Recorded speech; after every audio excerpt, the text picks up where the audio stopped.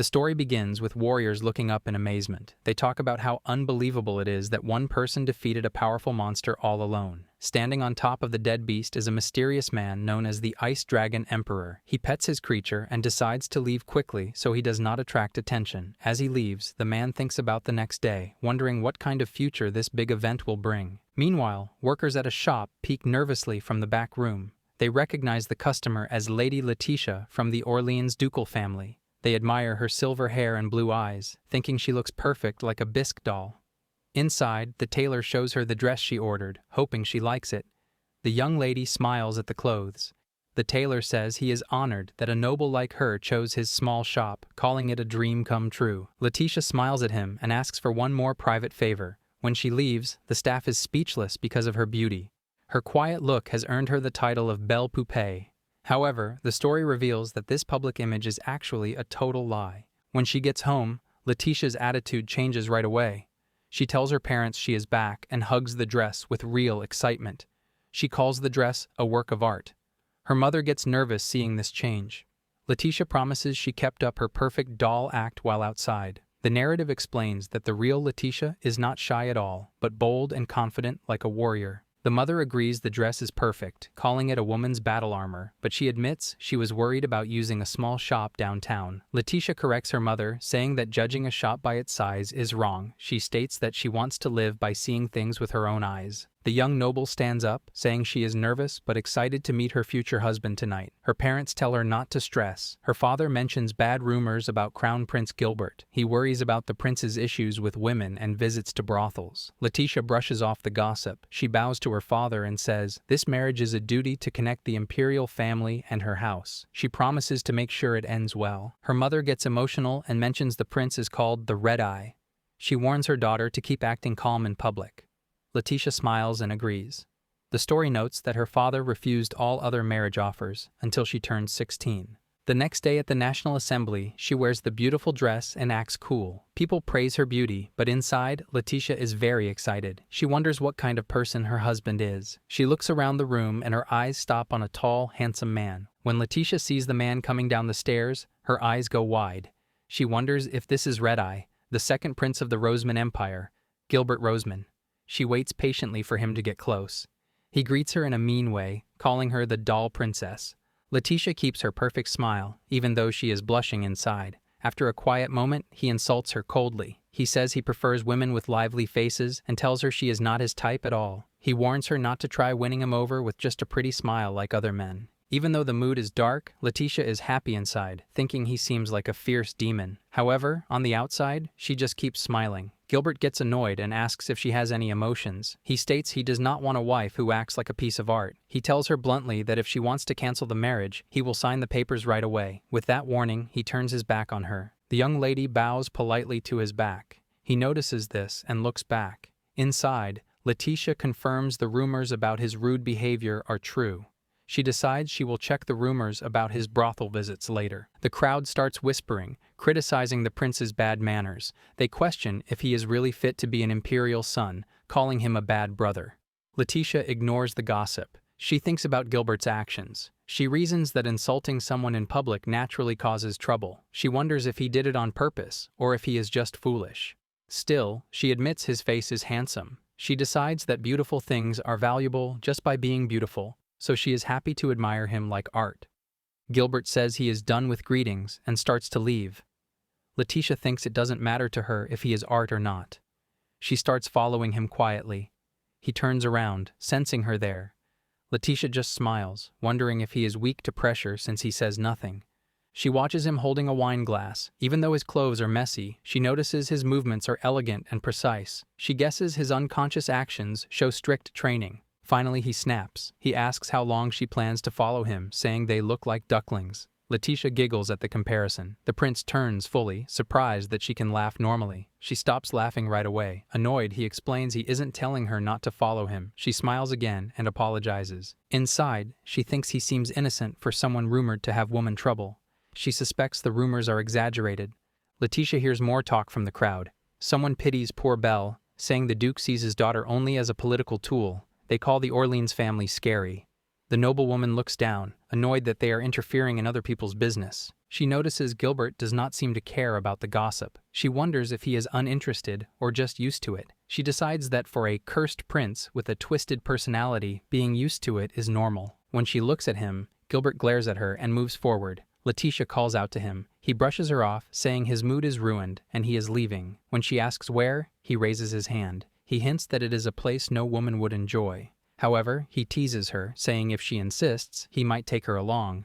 Without waiting, Leticia grabs his arm. Gilbert is shocked by her boldness. Internally, she sees this as a lucky chance. She realizes she can finally check the brothel rumors with her own eyes. She looks up at him with a big smile, happy to escape the silly party and clear her doubts. Gilbert, looking irritated, warns her not to regret it. She agrees instantly. Leticia finds herself in a fancy shop where two women sit beside her, feeding her fruit. She is amazed, thinking the place is like a paradise. The women praise her soft hair and offer her more food. Leticia enjoys the special treatment, loving the soft couch and delicious fruit. She decides she would not blame herself if she stayed there forever because it is beyond her control. Sitting across from her, Gilbert watches silently. He looks annoyed and surprised by her reaction. Leticia thinks this is a wonderful experience. She wonders if becoming Sir Gilbert's wife means she can visit this amazing place often. She looks at the prince, noting that he seems bored even with beautiful women around him. She wonders if he is inspecting the place. Leticia notices the atmosphere is cozy. Although she sees some couples heading to private rooms, most customers are just eating and talking. She admits her expectation of a chaotic place was wrong. One of the women asks Gilbert why he brought Leticia there. When he says she is his fiancée, the girls shout in shock. After a moment of silence, one girl quickly tells Leticia not to worry. She insists Gilbert has never done anything inappropriate with them. Leticia smiles, thinking the girl looks embarrassed. Gilbert stands up and scolds the women for saying unnecessary things. He declares the engagement will be cancelled soon, saying there is no reason for the Orleans doll princess to marry him. He grabs Leticia's chin and lifts her face. He asks if she is part of a plot to get rid of him. The young lady looks directly into his red eyes. Seeing them up close, she thinks they shine with a noble beauty more stunning than any jewel. She stares at him without blinking, which makes Gilbert nervous. He giggles nervously and tells her not to look at him like that. Suddenly he mutters that she is beautiful. Realizing what he said, Gilbert panics. He shouts that it was a lie. He says he hates his eyes and wants to tear them out. He accuses her of finding him disgusting deep down. Sweating heavily and looking like he might cry, he runs out of the room and disappears behind a door. Leticia watches him go, sure that the door hides something. She thinks his claim about not approaching girls is a lie. She understands he probably needed someone to cling to in order to survive. She thinks about his title, the Cursed Prince.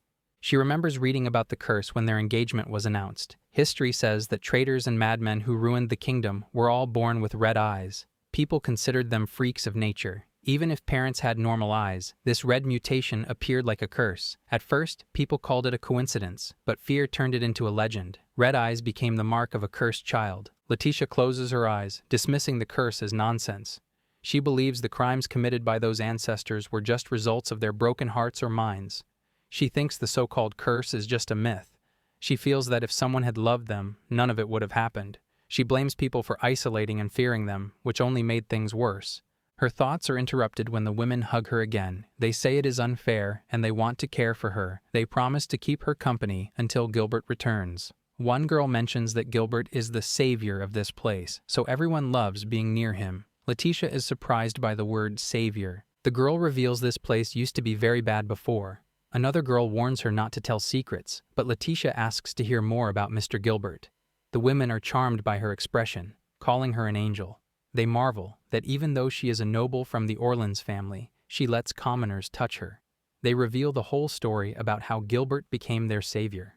Just then, Gilbert enters carrying a dish. He scolds the girls, asking if they plan to make the doll princess overweight with sweets. Leticia stares at the food in disbelief. It is a perfect golden omelet with bright red tomato sauce. She wonders if he went back to ask the chef for it specially. She notices he has another dish in his hand. He places it in front of her. Leticia is amazed. The other girl asks if he brought it for Leticia. Gilbert hesitates, lying that he just ordered it for no reason. Leticia knows that is not true. He sits next to her. She thinks placing delicious food in front of her without letting her eat it is torture. Gilbert looks at her and then the food. He says she was too busy watching him at the party to eat anything. He notes she looks thin, and should take care of her meals. Leticia smiles, realizing his true kindness. She thanks him warmly. Laura offers to feed her. Gilbert shouts at her not to pamper the princess. Leticia tells Laura to take a break and starts eating. She is shocked by how tasty it is. She thinks the egg is crisp, the meat is sweet, and the sauce is perfect. She decides the chef is a genius. Gilbert praises her elegant eating style. Leticia smiles, though she admits internally she is actually picky. She says the omelet is incredible and she wants to thank the chef. Laura reveals that Gilbert prepared the dish himself. Leticia chokes in surprise. Gilbert says it was no big deal and he had to do it. He adds that if she doesn't like it, she can leave it. Leticia looks at him with adoration, insisting it is delicious. Gilbert looks relieved. Leticia blushes, thinking he is so kind. She tries to fix her expression, realizing she cannot control herself around this kind of man. She thinks about the rumors of a scandal that shook the empire. There was an attempt to poison the second prince, but the culprit remains unknown. She realizes the culprit must have power. Logic suggests it is someone in the royal family. Leticia connects the dots. Since then, Gilbert stopped eating food prepared by others. His decision to cook for himself is not a preference, but a lack of trust. She also notes that there are no guards here. She feels as though someone wishes for his death. The phrase, "I had to do it," carries a heavy weight. Sitting next to him, she decides to approach him with care. She vows to do everything in her power to prevent him from feeling any more pain. Laura suddenly asks Leticia if she, as a member of the Orleans family, has heard of the Emperor of the Frost Dragon. Leticia admits she hasn't. Laura apologizes for the intrusion, but eagerly describes him. She mentions his shimmering silver hair, cold sapphire eyes, and mysterious aura that captivates everyone. She explains that his title comes from his ability to fully control a frost dragon. As an SSS-ranked mercenary knight whose fame skyrocketed, his origins remain unknown. She notes that rumors often link him to the Orleans family due to his beautiful silver hair. Leticia laughs, finding the connection amusing but unfortunately untrue. Laura agrees it is unlikely a noble lady would care for a mercenary. However, internally, Leticia finds the detail about silver hair interesting and question-raising. Laura asks Gilbert for his opinion on the mercenary. Gilbert is skeptical. He argues that remaining anonymous despite such fame suggests the man might just be a noble's plaything or not even human. He dismisses the excessive mystery as suspicious and shady. Leticia smiles at his cynicism. Laura teases Gilbert, telling him male jealousy is unbecoming. Gilbert shouts in denial. Their conversation is interrupted by shouting men searching for someone. Leticia wonders who they are. She notices one of the girls shaking in fear as a bald thug locks eyes with her. The man smirks and approaches, greeting the girl familiarly. The girl demands to know what he wants, insisting he register at the reception. The thug ignores her, putting his foot on the table and grabbing her chin, claiming he came a long way just to see her. Leticia is annoyed by the inappropriate behavior, but forces herself to stay calm. She asks Laura who they are. Noting Laura's trembling, Leticia realizes the situation is serious. She places a comforting hand on Laura's, promising to stay with her. Laura calms down and explains they are low-ranking knights who used to frequent the place before the prices rose. She admits she felt relieved by their absence due to their violent nature. Leticia wonders how they afforded entry now and why they returned. Gilbert stands up, demanding the thugs realize who they are behaving in front of. Laura is relieved by his intervention. Leticia assumes the prince's authority and the country's sacred class distinctions will end the chaos quickly. However, the thug smirks and grabs Gilbert's hand, acknowledging him as Prince Gilbert. Leticia is shocked that they would dare touch royalty, an act strictly forbidden. She shouts for them to stop and let go. Gilbert orders her to step back and warns the thug he has crossed the line. The thug releases Gilbert mockingly, asking who will punish them since he sees no guards. Enraged, Leticia clenches her teeth. She regrets not bringing her family guards, but decides to handle it herself. She steps forward, but Gilbert blocks her path. The thug praises the move, claiming to believe in gender equality sarcastically. Gilbert asserts that even without guards, he is the second prince of the Roseman Empire. He demands they realize the disgrace of their actions. The thugs laugh, admitting they know perfectly well. One thug grabs Gilbert's face, explaining that since Gilbert's arrival changed the shop, they could no longer enter. He reveals they decided to challenge Gilbert's authority to reclaim their territory. Everyone is shocked by the brazen declaration. Seeing Leticia's anger, Gilbert asks if the thug is ready for the consequences. The thug claims he is ready and suddenly throws Gilbert to the ground. He mocks the prince, questioning his indispensability as a royal. Leticia runs to Gilbert, checking for injuries. She is relieved to find no bleeding. Gilbert pushes her away, telling her to stay back. However, the thugs notice her charm and suggest she be introduced to them. Alicia steps forward, shouting for them to stop and identifying Leticia as a lady of the Orleans family. The thugs laugh, refusing to believe that the belle poupée of the Orleans family would be in such a place. The leader grabs Leticia's face, asking if she wants to spend time with him. Leticia coldly insults his depraved morals and revolting appearance, declaring she will not overlook his barbarism.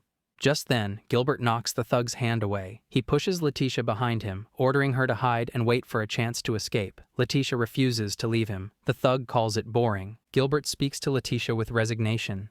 He admits he never expected her to agree to the engagement so easily, knowing it was likely parental orders. He expresses gratitude but tells her it is fine if she doesn't want him, admitting he is tired of everything.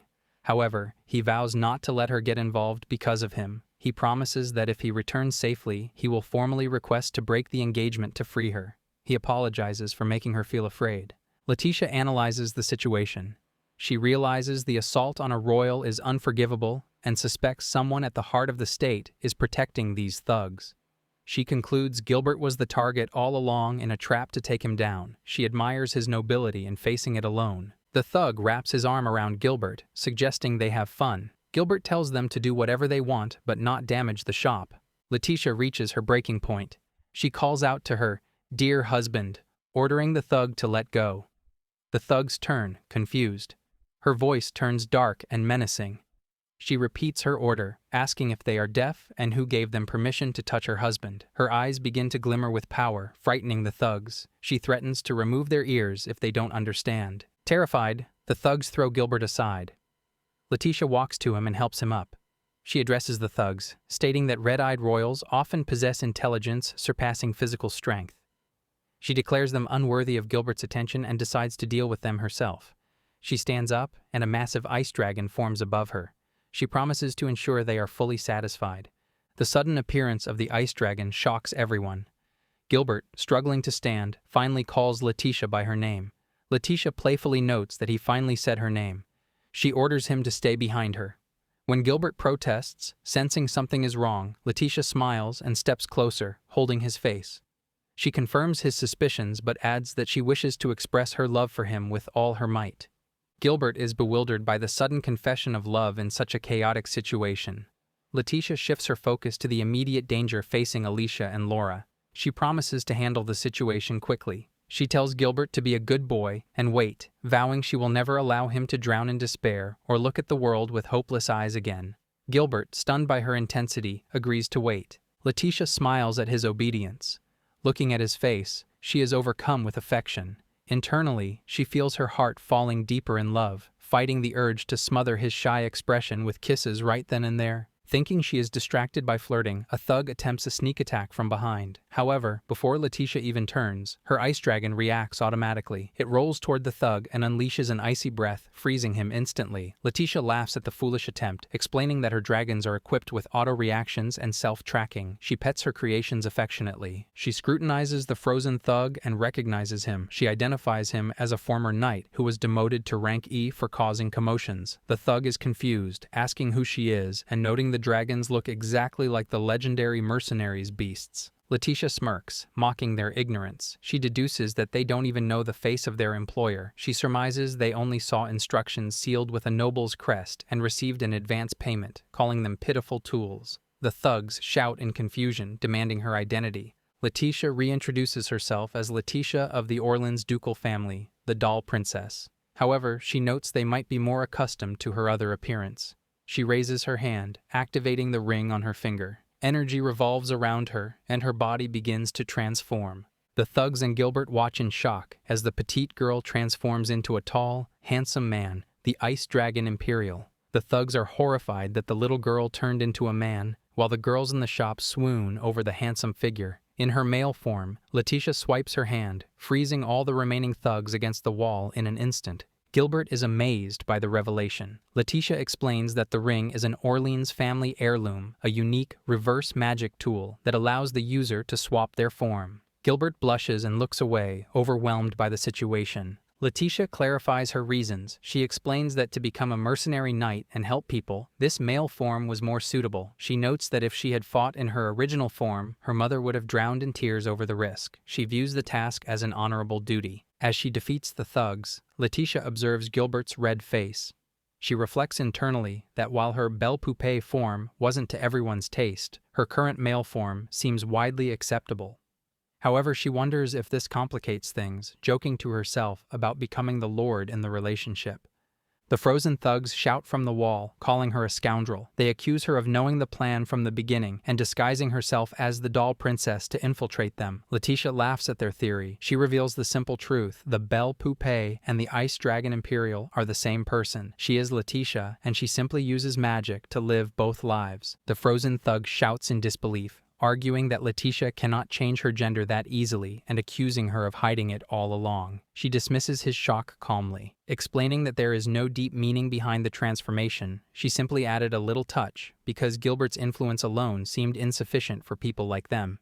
She pets her dragon, stating she realized pure strength was more effective than authority to keep them in check. She mocks the thug's naivety. She declares that since Gilbert risked his life to protect this place, it is only natural that she, as his wife, helps him. The thug is confused by the term wife. Leticia admits it might sound strange coming from her male form, so she decides to return to her true self. With a shine of the ring, the Ice Dragon Imperial transforms back into the beautiful Leticia. She explains to Gilbert that she hid her true self because her mother begged her not to reveal it, fearing she would remain unmarried despite the Orleans family's influence. However, she declares she has found someone who suits her and is leaving home, so there is no need to hide anymore. She extends her hand to Gilbert, asking if he will marry her. Gilbert looks down anxiously. He questions if he is truly suitable for her, citing the curse he carries. Leticia firmly denies that his eyes are a curse. She lifts his face with her hands, gazing into his red eyes. She calls them beautiful. She admits her father told her everything beforehand and she investigated him, but she prefers to judge with her own eyes. She confesses she has come to admire him deeply, and that is all that matters. Gilbert falls silent. Leticia offers her theory. Perhaps the curse is simply his tendency to hide things, avoid help, and overthink. Gilbert laughs a little, remarking that she makes it sound so simple. Leticia places her hand over his, assuring him she is ready to accept everything about him. She cups his face, urging him not to hold back his feelings or hesitate to rely on her. She promises to make his life happy. Blushing furiously, Gilbert asks if she really means it. Leticia confirms it. She acknowledges it isn't easy to rely on someone suddenly, but she vows to gently make him do so, no matter what it takes. When he asks how, she smiles mysteriously. Brushing her finger over his lips, she suggests they find out together. Gilbert looks down, red-faced and unable to resist. The thug interrupts from the wall, asking if they can save the talk for later. Leticia turns around in fury. She apologizes sarcastically, stating she is busy seducing her husband. She threatens to freeze him with absolute ice if he doesn't stay quiet. The thug falls silent immediately. She turns back to Gilbert. She asks if there is anything he wishes for her to do. She encourages him to be honest and hide nothing, promising to grant any wish. Gilbert hesitates, then holds her hand. He quietly asks her to pet his head.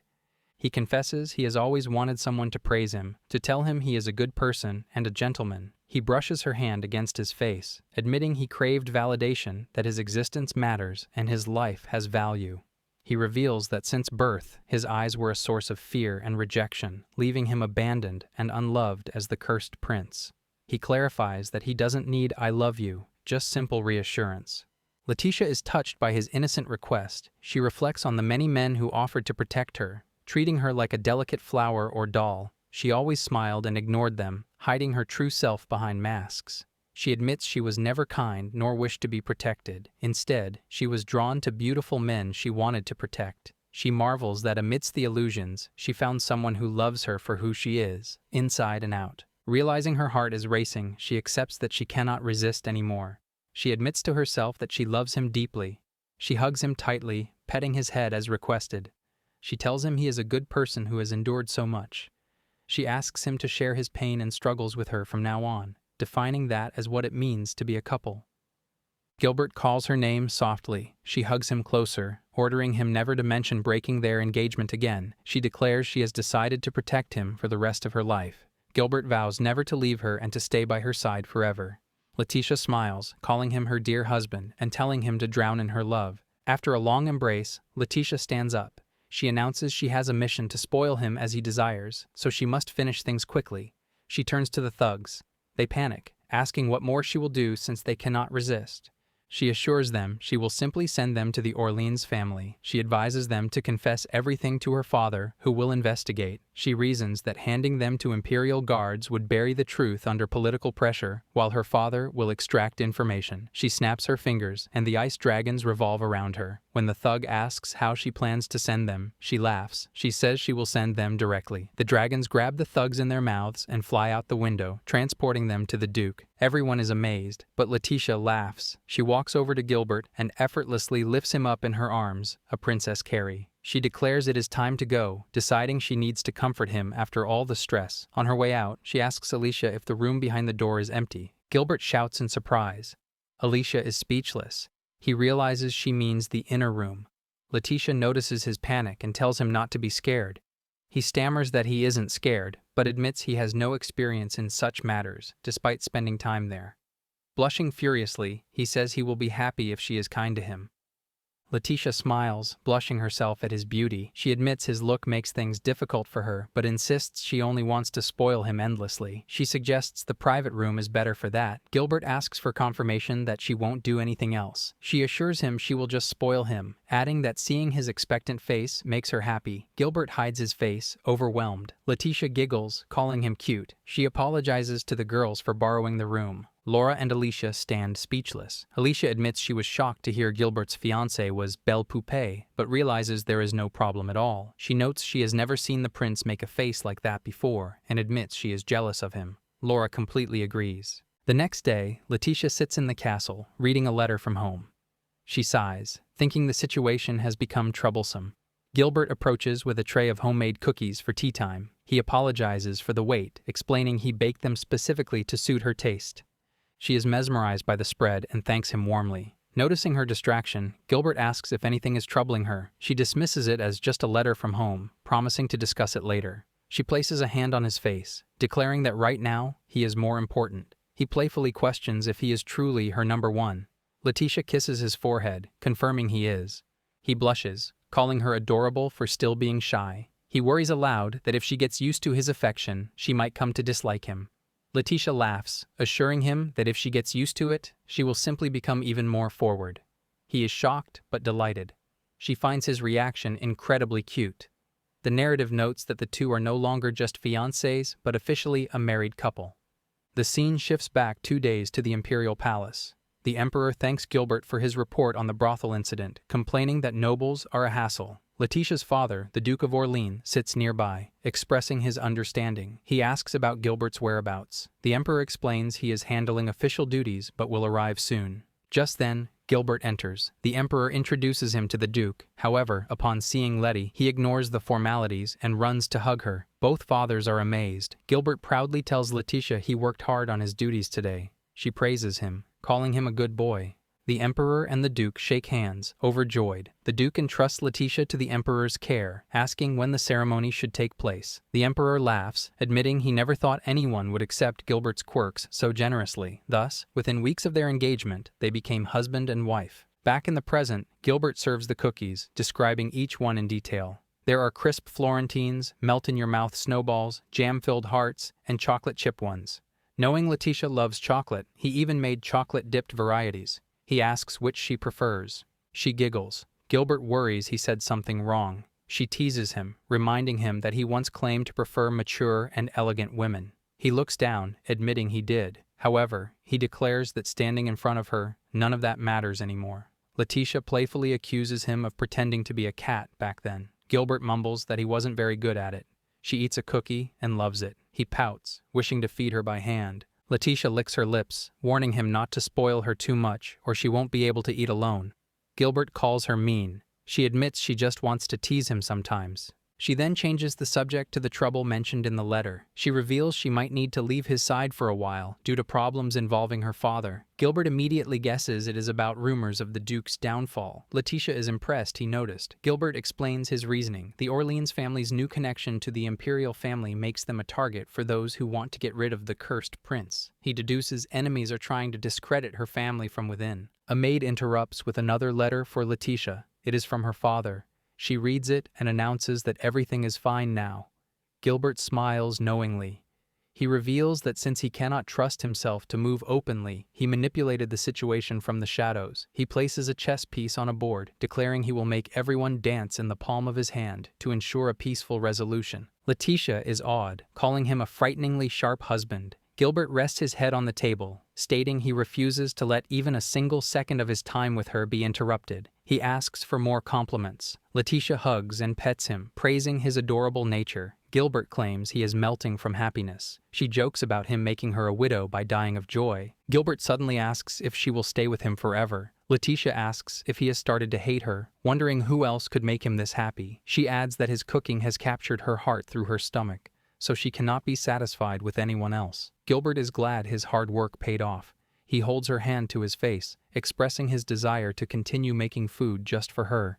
He wants to be the one who shapes her body, skin, blood, muscles, and bones, with his creations. She giggles, calling him adorable. Suddenly, she senses something approaching from behind. Gilbert notes that whether he listens to the threat depends on the situation. Leticia snaps her fingers. An ice dragon appears behind her. It intercepts a magic ball hurtling from the sky, knocking it down and eating it. Gilbert asks what happened. Leticia explains it was an attack with compressed magic. She mocks the enemy for resorting to force after their cowardly political schemes failed. She vows to protect Gilbert with her life, calling the attack child's play. She reassures him not to be afraid because she will always be by his side. He smiles and agrees. Leticia promises to make all his wishes come true. She offers to help him resign as a prince if he wishes, though she doubts he wants that. Gilbert admits he prefers a simple life in a small house with her. Leticia notes that might be harder than sitting on a throne, but it isn't bad. She asks if he will stay by her side until the end. He declares he wants to stay by her side even after death.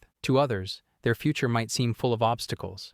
However, with Leticia's strength and Gilbert's intelligence complementing each other, they are destined to overcome everything and live happily together. This concludes the story of the newlywed couple. Gilbert reflects on the profound impact of simple greetings. For him, being asked, "How are you?" or wished "Good morning" was a lifeline. These words came from the only person who treated him as a human being, preventing him from falling into hatred for the world. Now, that person is Letty. He realizes he has been blessed with more happiness than he can hold. He whispers a heartfelt thank you to the memory of his savior, regretting that he may never have the chance to express his gratitude in person. The narrative shifts to Leticia holding an invitation to Crown Prince Christophe's celebration party.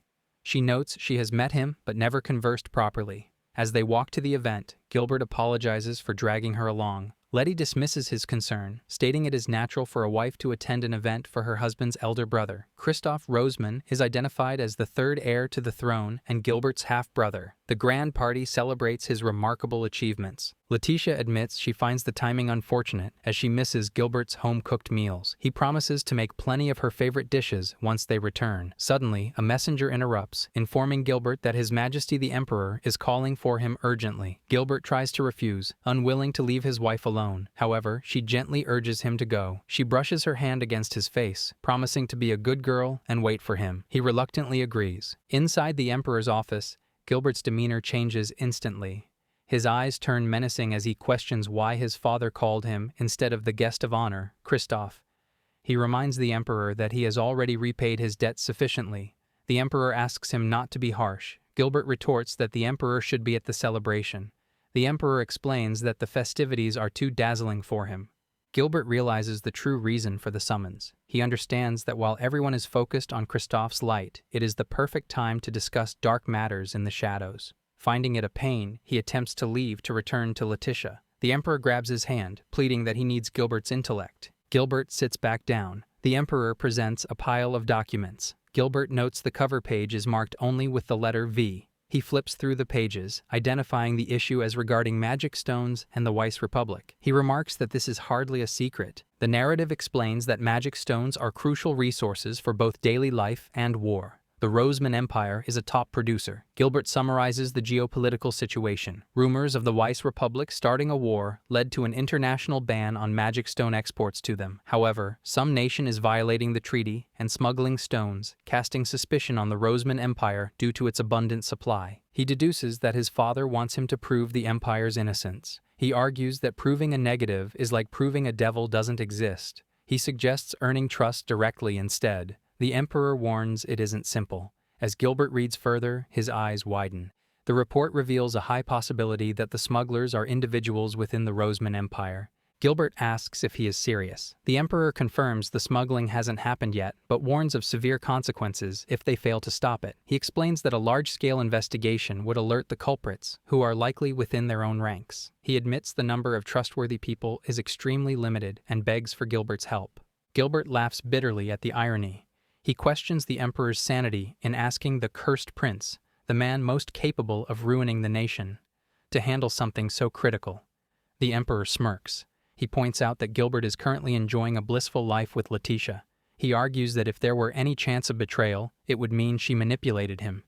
He bristles at the implication. The Emperor quickly clarifies that given Leticia's straightforward and strong-willed personality, she would never resort to underhanded methods. He praises Gilbert's choice of wife. He agrees, internally declaring Letty the most magnificent woman in the world. The Emperor hands him a list of potential suspects. Gilbert reads it and agrees to look into the matter. He darkly threatens to tie a rope around the traitor's neck as a gift if he feels like it. The Emperor accepts the offer. Gilbert stands to leave, warning his father not to get his hopes up. Left alone, the Emperor notices Gilbert left the documents behind. He realizes it doesn't matter because his son likely memorized everything with a single glance. He marvels at the cursed red eyes and their unparalleled intellect. He reflects on his years of wondering how to deal with the child. He acknowledges that Leticia keeps Gilbert grounded, making him reliable. The Emperor notes that Gilbert has devoted himself to duties solely to ensure a peaceful life with his wife. He admits he may not feel like a father, but he is awestruck by the breathtaking beauty of those eyes. He shudders, wondering what kind of life Gilbert leads with his wife, but decides not to dwell on it. At the party, guests notice Leticia standing alone, wondering why her husband is absent. A waiter offers her a drink, but she politely refuses with a perfect smile. The waiter blushes, captivated by her charm. Leticia reflects on her ongoing charade. She is keeping up the Belle Poupée act flawlessly, despite her furious battle as the Ice Dragon Imperial previously. She recalls thinking the truth would separate her identities immediately, but she learned that Gilbert and her father, Adolf, worked tirelessly to suppress the rumors. Their efforts ensured only a few know the truth, allowing the public to believe Leticia and the Dragon Imperial are separate entities. Though she hoped to abandon the mask, Gilbert convinced her it was more useful to maintain the deception. Leticia admits she had no choice but to comply, especially when faced with her husband's gleeful, scheming smile, an expression she never wants to miss. Her thoughts are interrupted by Crown Prince Christoph, who addresses the crowd from a balcony. Speaking on behalf of Empress Morgane, he thanks everyone for gathering to celebrate his immortal return. The narrative explains his title. Christoph was once believed dead. Leticia vividly remembers the shock and grief that swept the kingdom on that rainy day. Christoph had fallen from a treacherous mountain path, and despite a thorough search, no body was found. 6 months later, however, he returned. Although people initially suspected an imposter, his appearance and mannerisms were undeniably him. Empress Morgane herself confirmed his identity, silencing all doubts. Despite some facial scarring, he returned in perfect health, earning the moniker Christoph the Immortal. As the crowd applauds, Leticia considers the political implications. She realizes his return was a stroke of luck for Gilbert. With only 3 princes in the line of succession, Gilbert's ascension would have been disastrous due to public fear of the cursed prince. She recalls overhearing nobles claiming the country would be doomed under his rule, yet they lacked legitimate grounds to disinherit him. She connects this period to the poisoning attempt Gilbert survived. She admires his sharpness, knowing he was fully aware that the people who claimed he was needed secretly wished for his death. She believes it is a miracle he didn't break under that contradiction. She reasons that without Christoph's return, Gilbert might have been crushed by the pressure and become an enemy of the nation, forcing her to face him in battle. Leticia clenches her fist, dismissing the dark thought. She vows that such a future no longer exists and pledges to ensure his happiness above all else. A man approaches her, interrupting her thoughts. Leticia recognizes him as Ronald, the eldest son of the Oswell family, renowned for magic stone processing. She notes he looks different from the timid man she remembers. Ronald greets her, commenting on her solitude and asking for Prince Gilbert. She explains he is occupied with an engagement and will return shortly. Ronald offers to keep her company, but she politely refuses. She recalls his past affections and wishes he would move on now that she is married. She maintains her persona as a delicate doll, a fantasy that doesn't exist, hoping he will lose interest. The crowd's attention shifts to Empress Morgane. Leticia observes her with distaste. She recalls meeting the Empress several times after marrying Gilbert, and never forgetting the cold, scrutinizing gaze that seemed to evaluate her worth. Leticia felt that showing any weakness would lead to the Empress tearing out her throat. She suspects Gilbert's recent rapid success is bothering the Empress but prefers to avoid a direct battle of wits. Ronald persists, calling her name again. Leticia turns, annoyed that he is following her. However, she maintains her smile. Ronald points out that she hasn't eaten or drunk anything since arriving. She realizes he has been watching her the whole time. Internally, she admits the truth. She is saving her appetite for Gilbert's cooking. She wants to enjoy the delicious meal prepared by her husband while watching his happy smile, considering it the greatest luxury. Outwardly, she offers a poetic excuse, claiming her heart is already full. She assumes this perfect excuse will satisfy him. Unexpectedly, Ronald begins shouting. He accuses Prince Gilbert of forbidding her from eating. He loudly claims that because Gilbert won't eat, he forces his wife to starve as well, calling it cruel. Leticia tries to deny the accusation, but Ronald shouts over her. He calls her his beautiful belle poupée and refuses to accept excuses. Drawing the crowd's attention, he claims she has refused to eat at social gatherings since her marriage. He insists no one here would poison her, labeling Gilbert's restriction as mere possession, not love. Leticia simmers with anger, unable to tolerate his delusional narrative any longer. Just then, Gilbert intervenes. He insults the Oswell house's upbringing, comparing Ronald unfavorably to a dog in heat for his lack of restraint. Leticia smiles at the sharp retort. Ronald feigns innocence, claiming he only approached her because she looked lonely. Gilbert mocks his lack of self-awareness. He grabs Ronald's chin, advising him to carry a mirror so he can see his own lecherous expression before he starts drooling. Ronald is furious, demanding an explanation. Gilbert spells it out bluntly. Ronald is lusting after another man's wife. He pulls Leticia closer, warning Ronald to be prepared for the consequences. Leticia observes Ronald shaking with rage. She jokes internally that her husband is fanning the flames enough to start a campfire. While satisfying, she worries about causing a scene in the middle of the party. An elderly man steps forward, condemning the behavior as unacceptable. Leticia recognizes the voice of Duke Ivis, a noble known for strict morals and judicial influence. She notes that he and her father, Adolf, do not get along, often surrounding the Orleans family with shady rumors. Gilbert defends his actions, stating it is natural to warn a man making inappropriate advances toward his wife.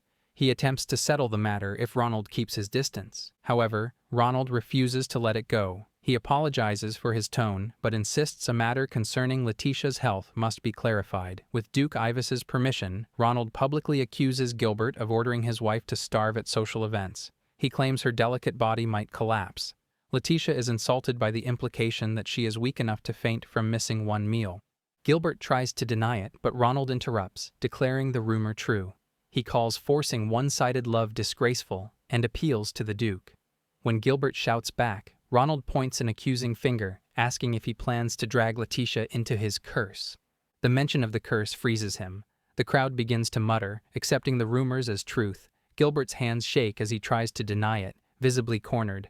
Leticia notices his distress. She realizes the word curse eats away at him like a hex, digging into old wounds. Furious at their cruelty, she fights the urge to freeze their mouths shut with her ice dragon to protect Gilbert's reputation. She decides to intervene diplomatically. She addresses Duke Ivis, stating that the law requires truth, not rumors. She bows and apologizes, claiming the fault is hers for not explaining clearly. Ronald tries to absolve her, but Leticia hugs Gilbert tightly. She declares firmly that this is her own choice. She explains she has simply become someone who cannot be satisfied unless she eats the food her dear husband prepared. She holds Gilbert's hand and whispers an apology for causing trouble.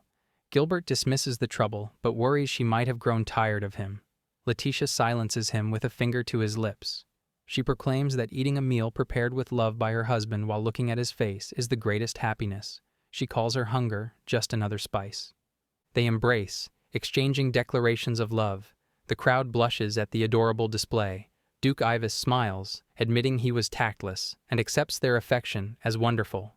Leticia giggles, realizing her planned speech wasn't even necessary. To end the stir, Leticia announces their departure, wishing everyone enjoyment. Gilbert offers well wishes to Crown Prince Christoph. As they descend the stairs, he claps, signaling the room to return to normal. Leticia finds his presence remarkable but is bothered by his silence. She wonders why the host didn't intervene, suspecting he intended to leave it all to Duke Ivis. Leaving the party, Gilbert suggests heading home. He promises tonight's dinner will be made with even more love than usual and wants her to savor every bite. Leticia blushes at his melted expression, cautioning him about his word choice. She hugs him, asking if he shouldn't be more mindful of his surroundings. He smiles, stating he doesn't care about others when speaking to the love of his life. He jokingly asks if she thinks he would be distracted by another woman. Leticia calls that unfair. He promises to finish preparations soon. Leticia looks forward to it. As they leave, Ronald watches with clear jealousy. Suddenly, she feels a strange gaze. She turns to look back at the hall, but the doors close, leaving her wondering who was watching her. The next morning, sunlight streams into the bedroom as Leticia watches her husband sleep peacefully. She observes how soundly he rests, noting that he has been incredibly busy lately. She recalls a letter from her father hinting at suspect dealings behind closed doors, deducing that Gilbert, sharp as he is, has taken on the investigation. She worries that managing this on top of his regular duties has worn him out, despite her pleas for him not to push himself. However, she acknowledges his motivation. He works tirelessly to carve out time for the two of them to share. While she knows she should be mindful of his health, she cannot deny the vigor he demonstrates in doing so. True to his promise, her darling husband procured 3 entire days without work. Content to lie beside him, she admires his sleeping face, but secretly longs to see his gorgeous eyes open. She whispers his name softly. Gilbert's eyes flutter open, and he drowsily responds to her greeting. He remarks that he slept well and feels light, asking for the time. When Leticia reveals it is around noon, he bolts upright in shock. He looks out the window in disbelief before turning back to her. He realizes she sat there watching him sleep the entire morning. Leticia smiles, and Gilbert calls her cute. Internally, Leticia reflects on how unconditional love has caused him to blossom. She notes that his direct, passionate gazes show he understands exactly how to sway her. She describes him as hungry for love, with his charm always on full display. She teases him for being a handful. Gilbert holds her hand, confidently stating that she loves him because of that. Leticia admits she does indeed. As she brushes his hair, she thinks privately that she loves every single thing about him. Simply sharing the same air satisfies her. Running her hand along his arm, she comments that he seems to be gaining weight. He rolls up his sleeves, revealing defined muscles. He explains that he wouldn't be a good husband if he just soaked up her affection without putting in work himself. Leticia realizes this is the result of his recent exercise regimen. He clarifies he isn't training to fight, but for aesthetics. He lifts his shirt to show his abs, declaring he tempered his body just for her and that every square inch is hers to do with as she wishes. Leticia blushes furiously, wondering who taught him such bold lines, or if he learned them on his own. She struggles to control herself, reminding herself she must endure. She asks if he is testing her. Gilbert smirks, noting her wavering gaze is a success in itself. She laments that she must postpone her own advances. She cites the law of the land. While marriage is allowed at 15, anything further is forbidden until both parties are 17. Gilbert laughs, admitting it is hard to believe she isn't 17 yet. He toys with a lock of her hair, noting the delay gives him time to perfect his body until her birthday. He asks if her heart is racing and claims the victory. Leticia admits defeat in this battle but declares she won't lose the war. Suddenly, she pins him to the bed. Gilbert stammers in confusion. She lifts his chin, forcing him to look at her. She calls him a clever boy who knows where this is going. She retracts her previous surrender, asking what kind of woman she would be if she withheld her own appeals. Gilbert apologizes quickly, realizing he got carried away. Leticia ignores his plea to slow down and holds him tight. Gilbert complains that it tickles. She leans close, reminding him of his offer that every square inch was hers. When he hesitates, she playfully asks forgiveness for missing his open invitation and vows to spoil him like never before. She unbuttons his shirt, causing him to clamp his mouth shut, red-faced. She smiles, feeling an overwhelming urge to adore her husband. However, she stops herself, knowing they cannot cross the line yet. She hugs him tightly instead, apologizing if she went too far. Gilbert admits he isn't upset, but confesses that if they went further, he wouldn't be able to control himself. Leticia finds his honesty adorable. She reassures him she was only admiring his lovely face. Gilbert asks if she finds him pathetic. She denies it vehemently, stating she would never think such a thing.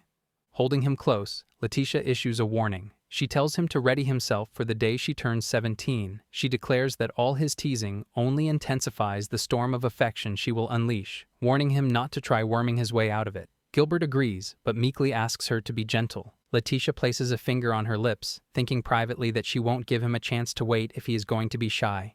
She muses on how fantastic it will be to watch him come undone layer by layer.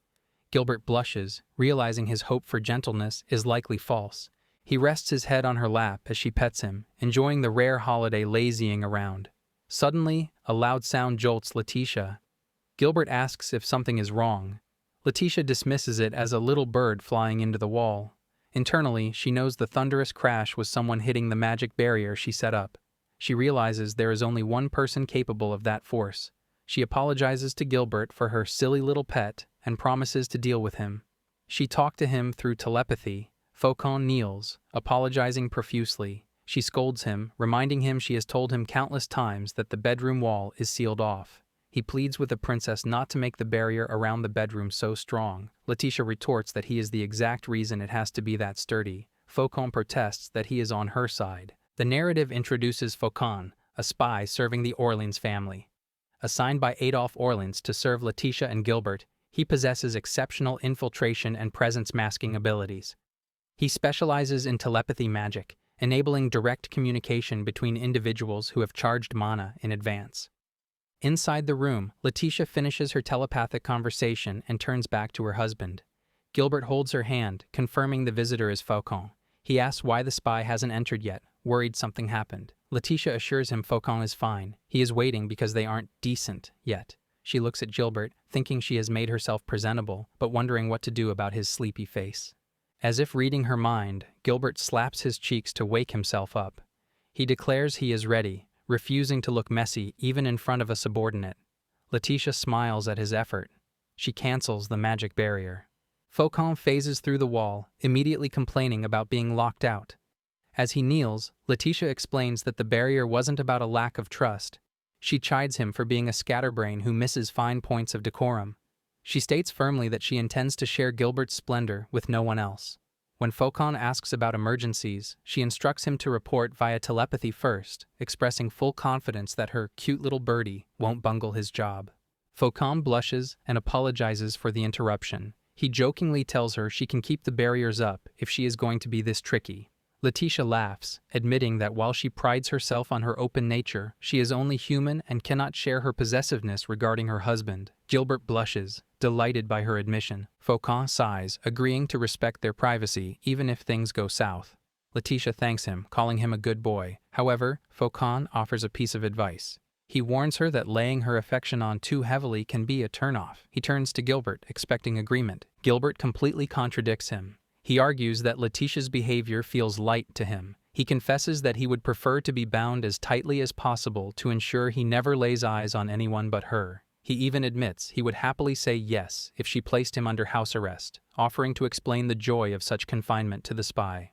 Fucal is disturbed, quickly declining the explanation and stating his worldview is fine as it is. Leticia observes their interaction with a smile. She reflects on the casual way Fucal addresses the prince. She notes that one would never guess he is a spy reporting to royalty. She recalls that Fucal was originally an orphan taken in and spoiled by her father, Adolphe. Despite his connection to the shadows, he is a bright individual, lacking the stiff decorum of nobility. She realizes that Fucal's simple, honest nature has endeared him to Gilbert, allowing the two to act like best friends. Here I am, know it's been a while. I was in denial about my love. Here I stand, I know I walked away.